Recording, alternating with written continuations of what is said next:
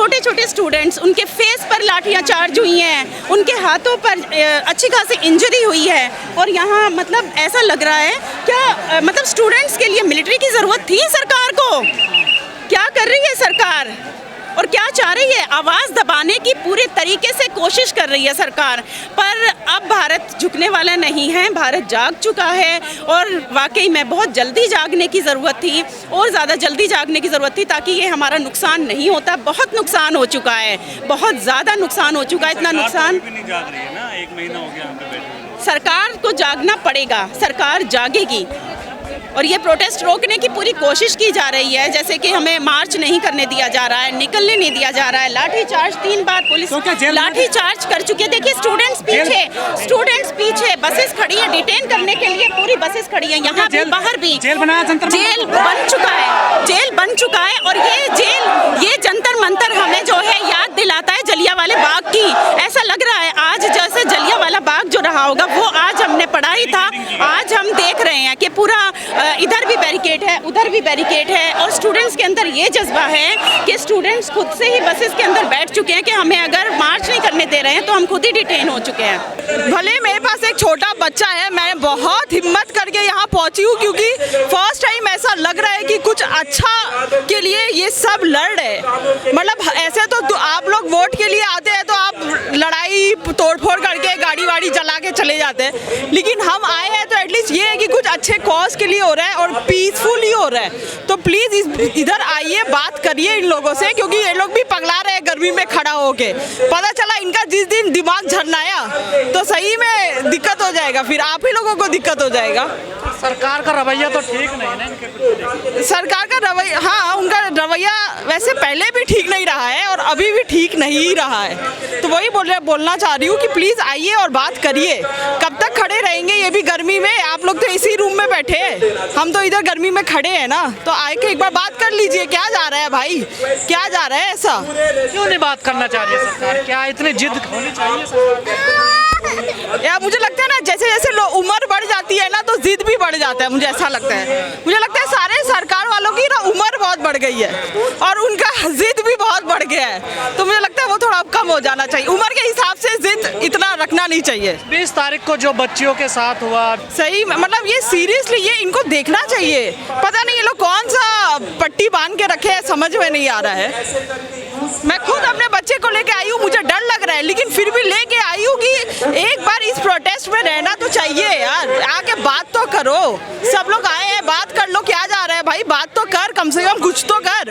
हाँ अरे news channel में तो ऐसी न्यूज़ें आ रही है कि पूछिए मत। मतलब सीरियसली मतलब हमें लिटरली सोशल मीडिया खोल के देखना पड़ रहा है कि लाइव फीड में क्या चल रहा है, क्योंकि असली न्यूज़ वही आ रही है। टीवी न्यूज़ में मैं अगर देख रही हूँ तो वहाँ पे कुछ नहीं आ रहा है, फालतू के पहले 2 दिन पहले के आ रहे हैं, लाइव अपडेट आ ही नहीं रहा है। लाइव अपडेट मुझे जो मिल रहा है वो मुझे सोशल मीडिया के द्वारा, आप लोगों के द्वारा ही मिल रहा है। आज मोदी जी ने कहा है कि फास्ट ट्रैक कोर्ट बनाए जाएंगे, जल्दी बनाए जाएंगे, ठीक है वो आप करिए ना, आप वो बैकग्राउंड में करिए, लेकिन बात तो करिए इधर आके भाई, आके उस जेंटलमैन से बात तो करिए, फेस टू फेस बात तो करिए, इन सब लोगों से बात तो करिए। आप अपना करिए ना, इन्वेस्टिगेशन करवाइए, कौन आपको मना कर रहा है कि आप मत करवाइए इन्वेस्टिगेशन, लेकिन आप बात तो करिए लोगों से। बातचीत वो अपनी शर्तों पे है ना करने के लिए तैयार। ये देखिए इस्तीफा वो देखो वो तो नहीं हो पाएगा ना, वो बहुत झेल लिया, आपके शर्तों में बहुत कुछ झेल लिया। स्कूल की फीसें बढ़ रही है, LPG के गैस बढ़ रहे हैं, सब कुछ बढ़ रहा है, इथेनॉल चल रहा है, सब कुछ बिगड़, हमारा ही लॉस होता जा रहा है।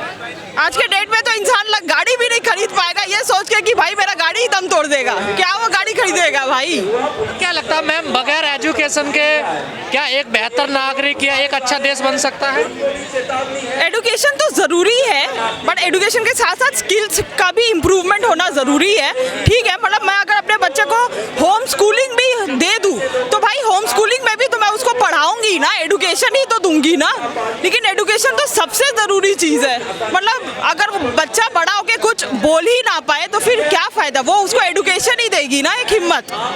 मेरा इतना छोटा बच्चा है तो मैं इसको ऑब्वियसली पढ़ाऊंगी ना, भले मैं उसको। आपको डर नहीं लगा इतना छोटा बच्चा लेके? नहीं, डर तो लग ही रहा था, इसलिए मैं अपने साथ 3-4 लोगों को लेके आई हूँ कि मेरे साथ रहे। हाँ नहीं आई तो हूँ, पर हाँ भगदड़ से थोड़ा दूर ही रहूँगी क्योंकि मेरा बच्चा है, इसीलिए मुझे थोड़ा डर लग रहा है। लेकिन इसलिए मैं आई हूँ तो 4-5 लोगों के साथ आई हूँ, अकेले नहीं आई हूँ, क्योंकि अकेले मुश्किल हो ही रही थी बच्चे के साथ आने में। तो आप क्या माने कि सरकार, आपको लगता है उम्मीद है इस्तीफा? यार देखो, जिद्दी सरकार तो है, पर हाँ मानना तो चाहिए भाई। अब जिद तो तुमको लोग को तोड़ना पड़ेगा, अब इतना नहीं चलेगा। इधर आपकी जिद नहीं तो अब हमारी जिद। वो कहते हैं वोट मिल जाता है हमको, क्या मिल जाता है? वोट मिल जाता है हमको। नहीं, अब वो तो देख रहे हैं ना, अब तो आ रही है ना, देखते हैं 2029 में किसको मिलता है। जो इधर जो प्रोटेस्ट हो रहा है, इसमें हमने उस दिन 20 तारीख को देखा था कि बहुत ही बेरहमी से स्टूडेंट्स को मारा गया था, और ये नरेंद्र मोदी की वजह से हो रहा है, जो कि हमारे देश को बहुत खतरा है उसके वजह से।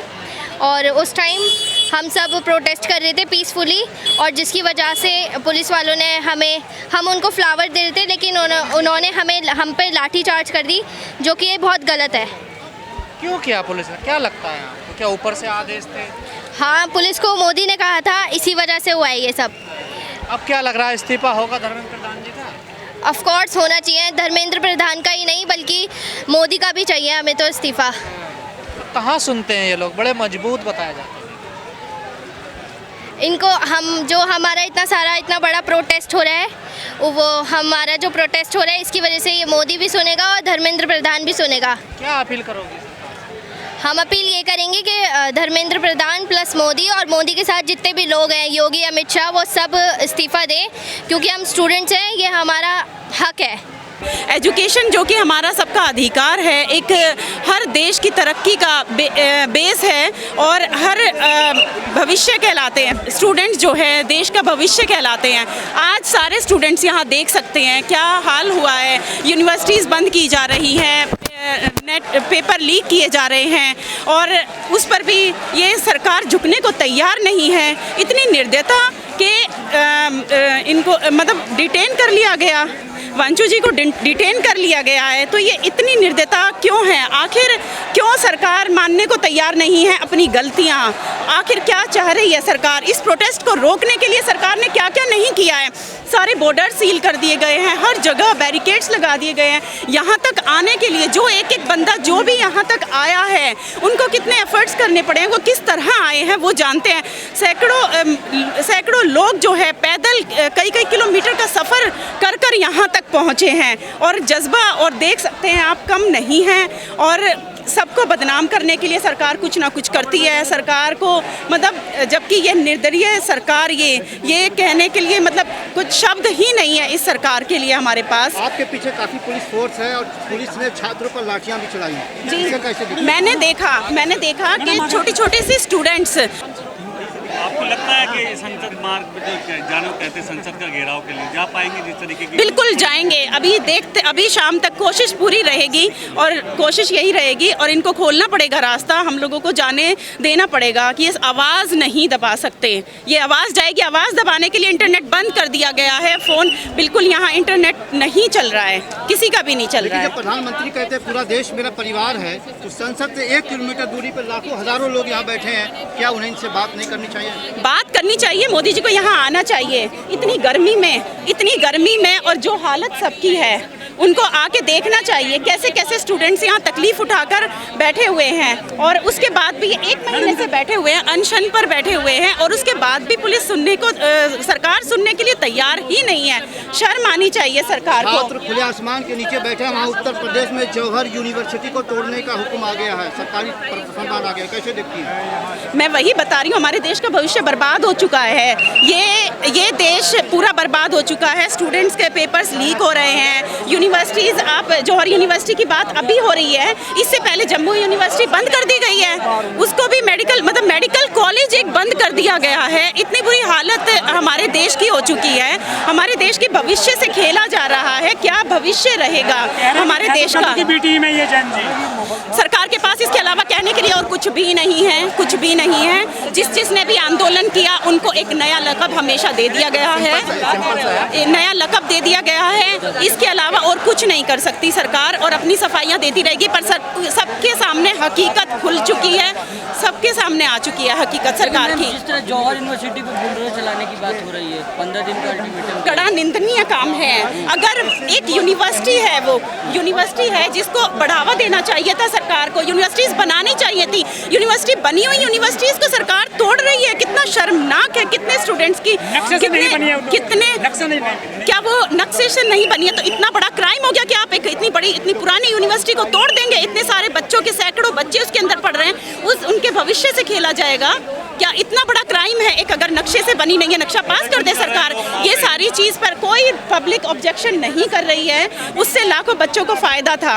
वो बच्चे भी यहाँ मौजूद हैं जिनको फ़ायदा था वहाँ से, जो पढ़ रहे थे जी, और वहाँ भी बैठे हैं और यहाँ भी आए हुए हैं वहाँ से बच्चे, और हरियाणा से भी आए हुए हैं, हर स्टेट से बच्चे आए हुए हैं। क्योंकि भविष्य मतलब बच्चों का ये वक्त पढ़ने का वक्त है, कितना कीमती वक्त होता है स्टूडेंट्स का। बच्चे प्रोटेस्ट कर रहे हैं।